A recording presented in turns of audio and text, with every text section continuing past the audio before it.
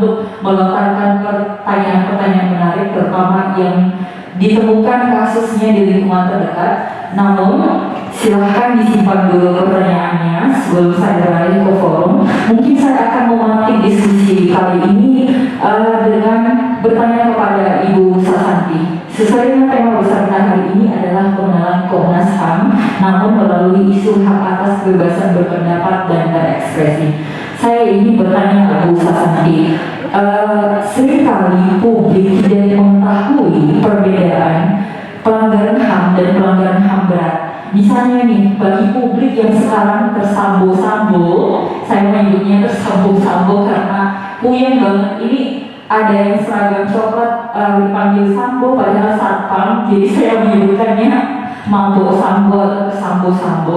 Seringkali mereka menyebutkan itu kan pelanggaran HAM berat, harusnya dihukum seperti ini. Nah, publik mungkin belum aware perbedaan pelanggaran HAM dan pelanggaran HAM berat tersebut apa? Ya, mungkin terima kasih Mbak Siska. Ya, tadi teman-teman pasti udah bosan juga ya kalau di TV ada kasus sambo yang bulat aja, belum ada titik temu atau ya titik terangnya gitu. Yang walaupun suka dibilang di TV itu makin terang benderang, makanya ya makin terang benderang makin beruang ya. Memang belum ada ini ya, belum ada ketentuan atau apa namanya kejelasan terhadap kasus tersebut, masih dalam proses penyelidikan. Nah, kadang-kadang juga kasus tersebut adalah kasus yang sifatnya adalah pelanggaran HAM berat kayak gitu. Banyak yang bilang seperti itu. Kalau saya perhatikan Siska itu misalnya netizen seperti itu ya, itu pelanggaran HAM berat. Nah, sekarang bedanya, misalnya gini, ada pelanggaran HAM, ada pelanggaran HAM berat, kemudian ada kasus pidana atau perkara yang sifatnya pidana atau kriminal. Kalau kriminal itu sendiri, kita sering lihat ya, ada yang bisa kita lihat siapa aktor yang ada di dalam kasus atau perkara kriminal tersebut. Biasanya kriminal itu adalah pelanggaran hak individu terhadap individu, seperti itu. Contohnya kasus kriminal itu adalah kasus yang ada kaitannya dengan yang ada di dalam Kitab Undang-Undang Hukum Pidana, seperti itu. Misalnya apa? Pembunuhan, pencurian dan sebagainya. Kemudian pemerkosaan dan sebagainya itu masuk dalam tindak kriminal. Kemudian siapa yang nanti mengadres atau yang nanti bisa terlibat atau mengadres kasus tersebut adalah aparat negara, yaitu dalam hal ini adalah kepolisian. Nanti akan ada penyelidikan dan sebagainya, kemudian penyidikan sehingga bisa dituntut ke kejaksaan dan sebagainya, kemudian dibawa ke pengadilan dan ditemukan siapa yang bersalah dan menjalani hukuman seperti itu. Kalau pelanggaran HAM, nah pelanggaran HAM ini tidak bersifat seperti itu, karena pelanggaran HAM itu adalah kaitan atau hubungannya antara negara dengan warga negara yang tadi yang disampaikan oleh Mbak Uti, bahwa negara itu harus hadir di dalam melindungi hak-hak warga negaranya. Nah, pelanggaran HAM itu misalnya bila mana pemerintah tidak hadir, misalnya nih dalam pemenuhan hak atas pendidikan misalnya, tidak disediakan atau tidak ada akses untuk warga negaranya untuk dapat mengenyam pendidikan dasar, seperti itu misalnya. Itu terjadi bila mana pemerintah bersikap seperti itu, pemerintah melakukan pelanggaran hak terhadap warga negaranya dalam hak untuk mengenyam pendidikan, hak ekonomi, sosial dan budaya, seperti itu. Kemudian juga hak atas kesehatan, bila mana pemerintah tidak menyediakan akses, misalnya aksesnya itu keterjangkauan, mudah dijangkau fasilitas kesehatan, kemudian murah, bisa diupayakan oleh warga negara. Itu tuh yang harus diupayakan oleh pemerintah, sehingga bila itu dipenuhi maka pemerintah atau negara bisa memenuhi hak-hak warga negaranya. Bila mana itu tidak dipenuhi, itu maka dia melanggar hak-hak warga Dan kalau ini kan hak ekonomi, sosial, dan budaya itu sifatnya tidak harus besok tahun depan ada gitu. Jadi ini sifatnya gradual. Mungkin tahun ini di wilayah ini sudah ada kemudahan dalam pemenuhan hak ekonomi, hak atas kesehatan, kemudian tahun depan lebih baik lagi dan lebih banyak lagi dan sebagainya seperti itu. Nah, kalau pelanggaran HAM berat itu tadi di dalam Undang-Undang 26 tahun 2000 yang tadi sudah dijelaskan sebagai salah satu mandat yang dimiliki oleh Komnas HAM untuk melakukan penyelidikan terhadap kasus-kasus yang diduga adalah kasus pelanggaran HAM berat. Di situ diambil dari 1 tahun sebenarnya, tapi ada permasalahan di dalam hukum yang ada di Undang-Undang 26 2000 itu nanti panjang lagi ya sebenarnya kalau membahas teknis banget. Tapi ini saya singkat aja bahwa di situ di Undang-Undang 26 2000 itu salah satu yang memenuhi kriteria sehingga disebut sebagai pelanggaran HAM berat itu adalah sifatnya sistematis, meluas dan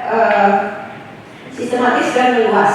Sistematis itu apa yang disebut sistematis? Sistematis itu adalah bahwa dia itu ada perintah kayak gitu, misalnya perintah-perintah tertentu. Kalau dulu emang agak susah ya mencari perintah apa, surat perintah untuk membumi hanguskan, misalnya dulu kasusnya Timur membumi hanguskan suatu desa, nggak ada itu surat perintahnya. Tapi kalau kita selidiki lebih lanjut, kita amati lebih lanjut, itu sistematisnya misalnya ada rapat-rapat dan sebagainya, rapat-rapat yang sifatnya untuk mengorganisir atau merencanakan kejadian-kejadian atau membumi hangusan suatu desa seperti itu.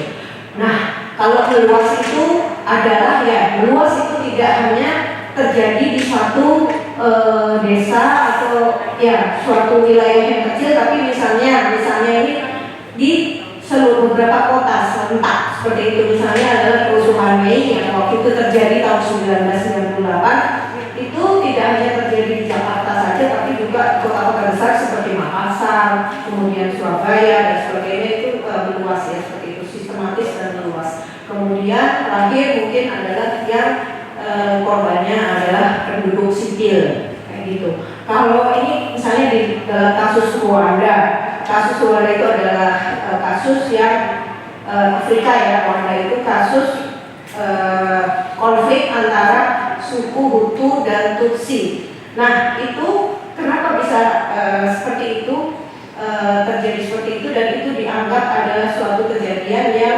merupakan salah satu contoh pelanggaran HAM yang berat karena di situ terlibat aparat negara.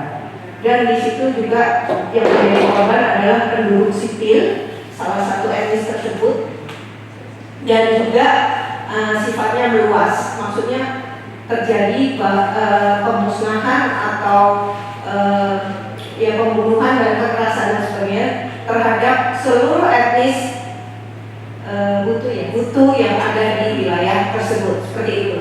Mungkin itu Mbak Siska yang bisa membedakan, jadi ada kriminal, ada pelanggaran HAM dan pelanggaran HAM berat. Mungkin itu. Makasih.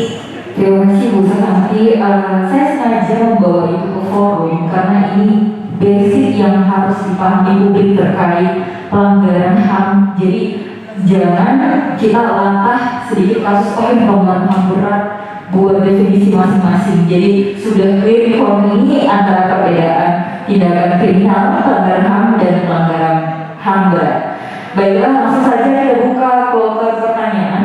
Mungkin sedikit ya, mungkin nanti ada sedikit juga catatan ini untuk kasus Munir. Beberapa saat yang lalu kan Komnas HAM membentuk tim ad hoc untuk menyelidiki kasus Munir. Nah itu akan dibuka lagi itu pelanggaran HAM berat atau tidak, pelanggaran HAM berat atau tidak, karena di situ ada lagi pendapat ahli hukum yang menyatakan bahwa kalau itu tidak usah membentuk, tidak usah harus meluas yang sifatnya korbannya banyak, tapi yang penting orang yang dibunuh walaupun satu itu sudah terlalu banyak, namun juga selain itu satu itu sudah terlalu banyak dan orang yang meninggal satu itu sudah melakukan sudah memberikan dampak ketakutan kepada banyak orang, luas seperti itu ada tafsir seperti itu lagi. Makasih.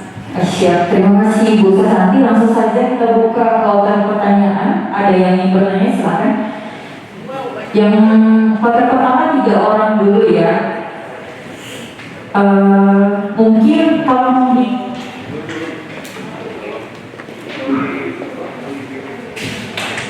tolong dikasih mikrofonnya kepada Mas yang di depan. Oke. Yang ini Mbak, yang kotak-kotak. Kloter pertama dulu. Yang cewek ada nggak? Kita kesetaraan gender soalnya. Mbaknya yang di jalan biru, boleh Mbak? Nanti sudah itu kemudian satu lagi untuk kloter pertama. Mas yang di belakang dulu ya Mas ya.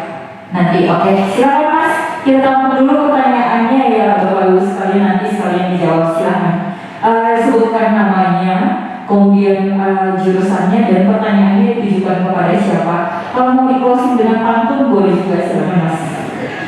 Ya, selamat sore Prof. Aji, Mbak Susanti dan Mbak Upik dan semua teman-teman dan kakak-kakak. Perkenalkan, saya Hanif dari Prodi S1 Ilmu Politik angkatan 2022.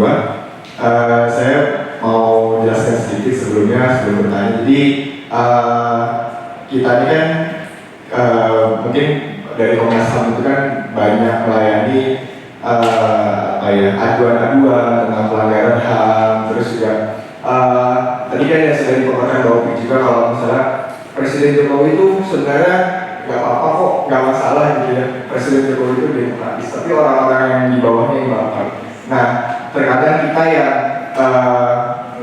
kita mengomongkan pendapat, terus kita dapat teror gitu ya dari orang-orang yang mungkin di sekitar Pak Jokowi atau di bawahnya Pak Jokowi segala gitu ya. Dapat teror berupa berupa teror gitu ya, teror, terus ancaman verbal, terus juga kita juga dapat kadang-kadang penyebaran data pribadi, terus juga bahkan terkadang kita dapat ancaman pembunuhan gitu ya istilahnya. Terus juga kita ngerasa nggak aman gitu. Nah, kira-kira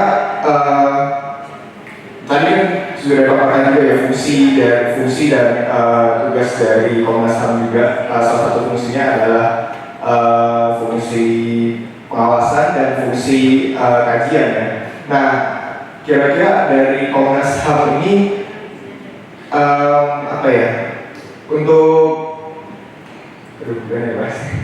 jadi kalau kan kita dapat semacam ancaman gitu ya, ancaman ini. Nah, kira-kira menurut kajian dan analisis Komnas HAM, implikasi dan motif dari ancaman ini tuh sebenarnya apa sih? Dan motif dan implikasi ini kan jadi sebuah jadi sebuah akar masalah gitu ya dari kasus ini gitu ya. Ya mungkin pertanyaannya seperti itu. Terima kasih.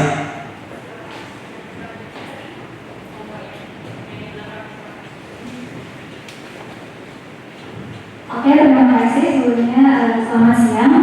Perkenalkan, nama saya Putri Nabila Marfa. Saya dari BEM Fakultas Psikologi 2022. Saya ingin bertanya 2 pertanyaan, boleh ya? Pertanyaan yang pertama, di suatu daerah di Indonesia, saya pernah dengar bahwa suatu kelompok agama itu dilarang untuk merenovasi tempat ibadahnya. Nah, pertanyaan saya adalah, apakah itu termasuk dalam pelanggaran dalam ekspresi beragama? Pertama. Kemudian, pertanyaan saya yang kedua itu terkait dengan kebebasan menyatakan pendapat. Pertanyaan saya ini sebenarnya terkait juga dengan prinsip freedom of speech yang ada di Amerika Serikat, di mana di Amerika Serikat itu kan kita tahu bahwa mereka sudah jauh lebih advance lah untuk masalah freedom of speech gitu kan. Nah, di tahun 1900 berapa itu saya lupa, itu ada kasus Shane versus United States, yang mana itu suatu kejadian di perang dunia, di mana pemerintah Amerika Serikat itu meminta masyarakat Amerika Serikat yang laki-laki untuk ikut ke dalam perang. Nah, seseorang Shane itu namanya, dia bilang bahwa gak bisa gitu dong, kenapa saya disuruh-suruh untuk ikut ke dalam perang kalau saya nggak mau, berarti kan itu melanggar kebebasan saya untuk tidak diperbudak.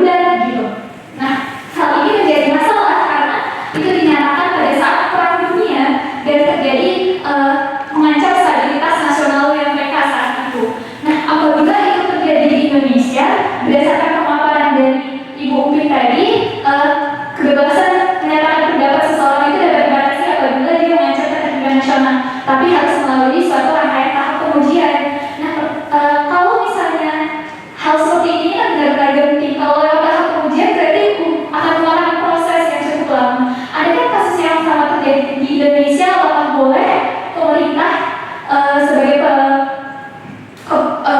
pemerintah terutama presiden sebagai kepala negara yang mungkin punya hak besar dalam perang itu mengambil keputusan secara cepat gitu. Nah, tapi kita tahu juga bahwa dampaknya itu bisa jadi mereka kayak salah mengambil keputusan dan sebagainya. Pertanyaan saya itu terima kasih. Selamat sore.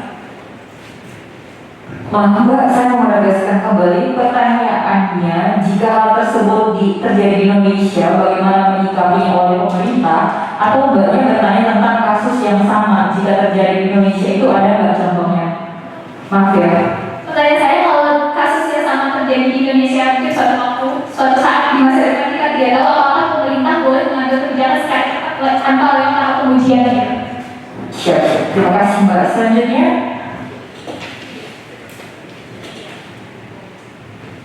Baik, terima kasih sebelumnya Mbak telah memberikan kesempatan. Perkenalkan nama saya Ahmad Farhana, saya dari Kesos Angkatan 20. Sebelum saya mengajukan pertanyaan, sebenarnya ingin memberikan tanggapan dulu mengenai Komnas HAM yang selama ini saya lihat perspektif saya sebagai seorang masyarakat. Kan sebenarnya Komnas HAM itu yang biasanya memberikan perlindungan terhadap korban, terus berusaha untuk menjadi pihak mediasi dan lain-lain. Tapi saya sebagai seorang anak muda juga melihat pengaruh Komnas HAM di sosial media itu masih sangat kurang.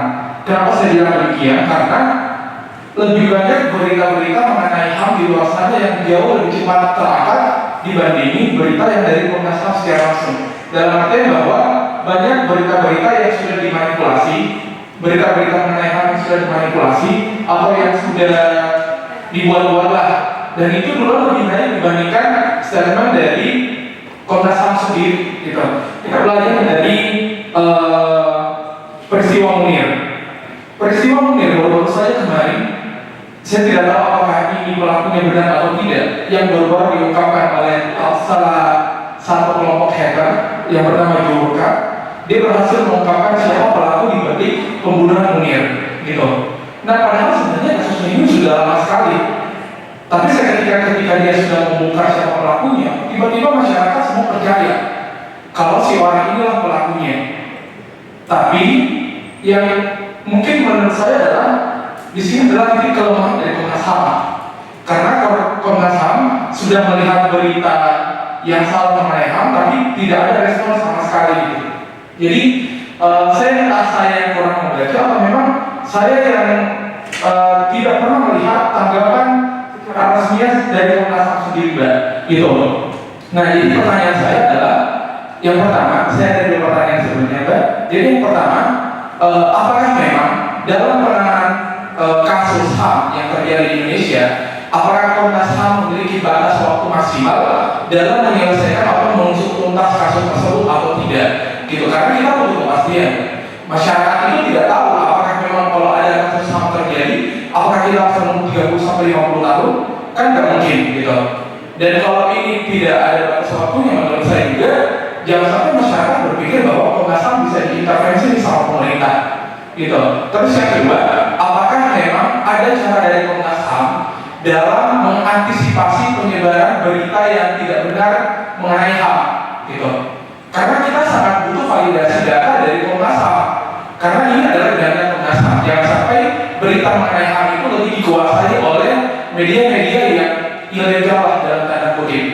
Apalagi di Twitter, Mbak. Twitter itu ranahnya anak muda. Dan kalau ada aktivis HAM yang berusaha untuk mendoktrin anak muda, saya mohon maaf, kalau saya melihat sendiri di Twitter sekarang, salah seorang aktivis HAM Papua yang sekarang di Australia, itu kalau mendoktrin sangat luar biasa. Jadi kalau memang dari Komnas HAM tidak melakukan pergerakan di media sosial dengan intensif, masyarakat bisa dengan mudah dirasuki pemikiran-pemikiran yang negatif menyangkut tentang HAM gitu. Mungkin itu saja Pak dari saya. Terima kasih. Assalamualaikum warahmatullahi wabarakatuh.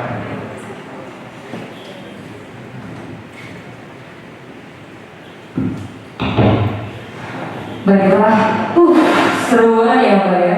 Ini kayak pertanyaannya membuat saya harus melek karena dari tadi harus mau benar fokus ya Mbak untuk menjawab pertanyaannya. Sebelumnya saya informasikan, terima kasih, pertanyaannya sangat kritis analis kalian, bahkan sampai buat saya ini berdiri. Namun ada catatan, 2 pertanyaan tetap 1 souvenir ya. Baiklah, mengingat, baiklah, kita mulai dari pertanyaan pertama ya Mbak. Saya coba ulangi kembali. Pertanyaan dari Mas Arif, ilmu politik. Maaf ya kalau namanya salah. Yang pertama adalah, di Indonesia sering terjadi teror dalam mengemukakan pendapat, baik itu ancaman dan risiko penyebaran data pribadi. Bagaimana menurut pengkajian dan penelitian Komnas HAM, implikasi dan motif ancamannya apa?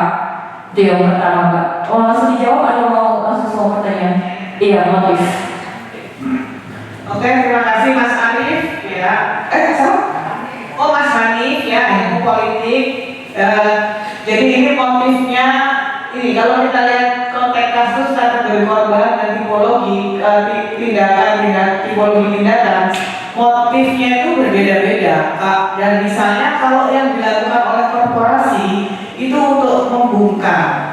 Jadi misalnya kan kita juga ada pembukaan lahan, lalu ada upaya-upaya perlawanan dari masyarakat adat dan lain-lain. Maka apa yang dilakukan itu adalah biasanya dilancarkan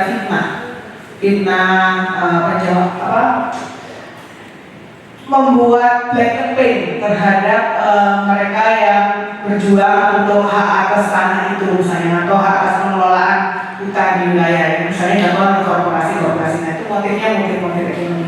Ada juga misalnya kalau dalam politik itu persaingan politik dalam kepala daerah dan lain-lain. Jadi memang motifnya tuh macam-macam Mas. Kalau pertanyaan tadi apakah Komnas HAM bisa melindungi gitu ya, misalnya tadi mungkin mau tanya itu tapi nggak keluar gitu ya, ya nggak? Ya, saya tuh agak cukup soalnya Mas.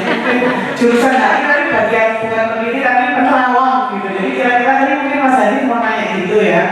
Tentu saja Komnas HAM kewenangannya seperti yang tadi disampaikan Mbak Santi, Bu Santi, tapi kita bisa kemudian merefernya pada LPSK, Lembaga Perlindungan Saksi dan Korban, kami bekerjasama dengan baik dengan lembaga itu. Jadi jika misalnya ada korban-korban yang mendapat ancaman dan lain-lain, biasanya kita bekerjasama dengan LPSK, maka mandat perlindungan itu akan dilakukan oleh LPSK. Mungkin itu Mas ya, untuk nanti kemudian yang bagiannya Pak Mas Hanif ya, besok malam minggu buat jalan-jalan Mas Hanif. Mungkin bisa ke pertanyaan selanjutnya ya Mbak ya. Dari Mbak Nafa ada 2 pertanyaan. Yang pertama bertanya tentang fenomena pelarangan pembangunan rumah ibadah, apakah itu melanggar kebebasan beragama, kebebasan berpendapat dan berekspresi. Kemudian pertanyaan kedua adalah fenomena untuk mengikutkan masyarakat sipil dalam perang.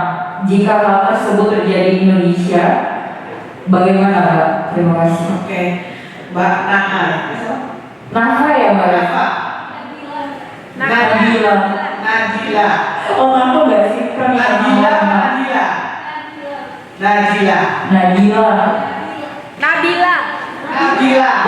Bola.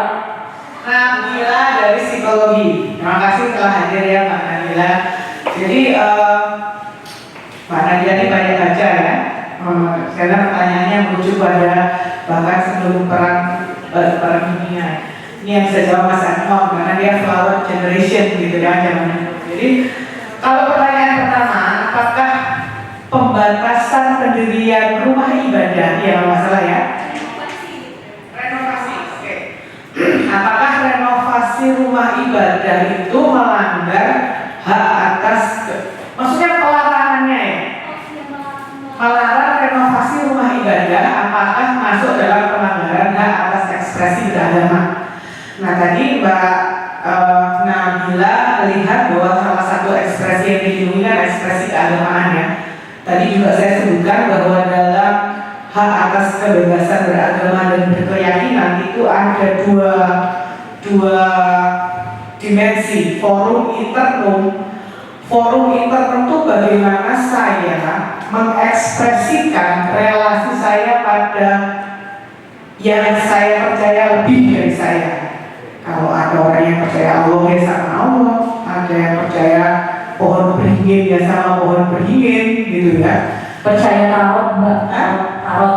Percaya tarot ya sama tarot, tapi itu adalah ekspresi internum yang dimiliki oleh individu. Itu nggak bisa dicampur-campur aduk oleh state.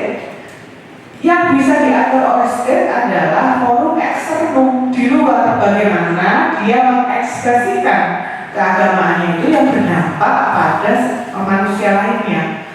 Nah, ini juga pertanyaannya nggak bisa dijawab pelanggar atau tidak. Dia bangunnya gimana? Kalau dia merenovasinya, gambarnya apa atau apa gitu ya, itu tidak bisa semena-mena ditentukannya, harus lihat kasuistis. Sebetulnya yang lebih banyak lagi masalahnya adalah bukan hanya merenovasi, mendirikan aja sulit. Ya kan ada orang-orang minoritas terutama di sini yang nggak bisa punya rumah ibadah. Kita bisa lihat pembakaran rumah ibadah yang sangat panjang. Jadi kalau Anda minoritas agama terus Anda mau bikin rumah ibadah itu harus Anda minta tanda tangan tetangga, RT, RW. Padahal di rumah saya, kompleks saya di Depok tercinta ini, masjid di rumah saya itu ada 5 masjid, musolanya ada 7, gereja ada nggak? Nah, jadi kita nggak pertanyaan terus itu, tapi jadi merenovasi itu tergantung renovasinya kayak apa. Kalau dia renovasinya sampai ganggu jalan trotoar ya, itu saja melanggar kepentingan publik. Tapi kalau tidak mengganggu, itu kan yang terganggu masalahnya ada orang yang sering merasa keimanannya terganggu dengan bangunan ibadah orang lain, ya nggak? Itu masalahnya di kita itu. Jadi belum clear antara pembatasan forum eksternal dan internal. Gitu ya Mbak. Jadi menurut saya bahwa renovasinya ya kalau renovasi sewajarnya ya nggak ada masalah, itu ya. Itu yang pertama. Nah yang kedua, pertanyaan Anda kan misalnya kalau ada orang yang menyuarakan pendapatnya, jadi bagian dari berekspresi ya, dan berpendapat ya, atau kalau menyuarakan pendapatnya berarti dia berpendapat. Tapi kalau dia pakai kaos dicetak kagak usah ikut perang bro, gitu kan? Itu kan dia berekspresi. Nah, apakah itu melanggar misalnya? Ya pertanyaannya. Kayaknya kan kalau kasus yang saya bisa berdiri lagi. Kalau kasus yang kasus United States itu dia bilang bahwa saya nggak mau ikut perang itu kayak apa negara dari hidup saya, dan dia itu kayak nyebarin fakta ke orang-orang di Amerika gitu Bu. Jadi dia kayak memprovokasi orang lain untuk gak usah ikut perang itu nggak pakai suruh-suruh sama negara mau aja. Kayak gitu tuh berarti kan mengancam stabilitas negaranya saat itu kan lagi perang gitu. Kalau ini terjadi di Indonesia juga, suatu saat ini di masa depan kita nggak tahu apakah pemerintah boleh bertindak cepat untuk menghentikan itu tanpa lewat proses pengujian. Bertindak cepat itu gimana? Tidak boleh ada tindakan yang diambil tanpa diatur dalam undang-undang. Tadi kan walaupun dia adalah derogable, hak yang bisa dibatasi, tapi batasinya nggak boleh bertindak cepat itu tadi. Tidak bisa dengan alasan apapun presiden ataupun Kapolri menindak cepat yang melanggar tanpa ada keputusan peraturan yang secara undang-undang. Saya ingin contohkan ada kasus baru-baru ini tahun lalu itu adalah pengibaran bendera apa istilahnya bintang kejora ya, dikibarkan oleh 2 orang Papua, dikriminalisasi kan. Kemudian di sidangnya di Jakarta itu didatangkan oleh kuasa hukumnya itu adalah ahli dalam sidang itu Dr. Herlambang Wiratama. Dia adalah doktor dari Fakultas Hukum Universitas Surabaya Erlangga. Nah, dalam kesaksian ahlinya itu dia menyatakan bahwa tindakan negara yang mengkriminalisasikan orang yang menyebarkan itu tidak dibenarkan, karena sesungguhnya itu adalah dia nggak ngajak orang lain kok, dia hanya menyampaikan ekspresinya saja. Nah, walaupun akhirnya tetap orang itu dihukum ya, ada dijatuhi hukuman, tapi maksudnya ada pembelaan terhadap apa yang dilakukan yang dianggap sebagai bentuk dari penularan ekspresi. Mungkin itu ya Mbak. Kalau misalnya entah gimana kalau kita terserang terus ada apakah boleh gitu, saya yakin kalau sekarang ini misalnya dinyatakan kita perang lawan Singapura ya, kita pasti menang sih. Singapura adanya enggak lagi ya Mas ya. Misalnya kita lawan negara Wakanda ya, atau Gotham City gitu ya. Kita harus lawan Gotham City atau Wakanda, terus Presiden menyatakan semua harus wajib militer. Lalu anak-anak visit cetak kaos gitu. Making love, not war gitu. Apakah dihukum atau enggak? Saya rasa banyak sekali orang Indonesia yang di kaosnya laris di Shopee dan Tokopedia. Jadi tidak bisa, apalagi di era sekarang orang dengan semena-mena government, state memberikan keputusan seperti itu. Masyarakat udah nggak zaman seperti kata Prof. Aji yang cuma ada TVRI itu tadi, orang akan lebih kritis. Saya rasa tidak. Baik, kita ke pertanyaan ketiga dulu ya, Bu, sebelum ditambahkan. Atau mau ditambahkan dulu? Iya. Oh baik, ke pertanyaan ketiga ada 2 pertanyaan.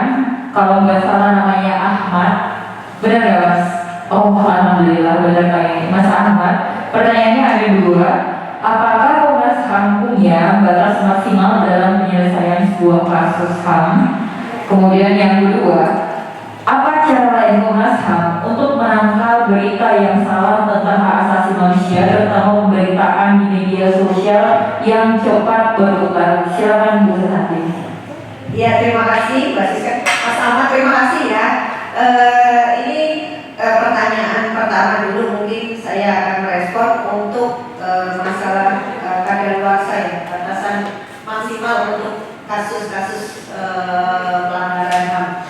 Nah, ini tadi merefer tadi yang sudah dijelaskan tadi, salah satu dasar atau mandat Komnas HAM adalah Undang-Undang 26 tahun 2000 terkait dengan yang tahun 26 2000 tentang pelanggaran HAM berat hak asasi manusia.